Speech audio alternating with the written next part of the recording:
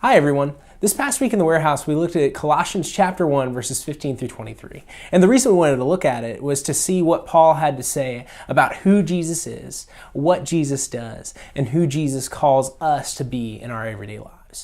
And so when we looked at who Jesus is, Paul describes him as the image of the invisible God, the firstborn over all creation. He goes on to say that everything that we see on earth, everything that we don't see on earth, everything that has ever existed came into being because of Jesus and exists for Jesus. And so Paul is telling us that Jesus is more important than anyone or anything in or above this world. And then we look at what Jesus does, and we see that Jesus, who created all things and who all things were created for, actually works all the time to make sure that those things are reconciled to him. So we know when we look at the world that it's not quite in alignment with God, but Jesus actively works to make sure that you and I and all of creation are in our right alignment with God and are living our lives the way that we've called to live them. And then we see that Paul calls us to live a life that is established in Jesus. And so we're called to make Jesus the center of everything that we do.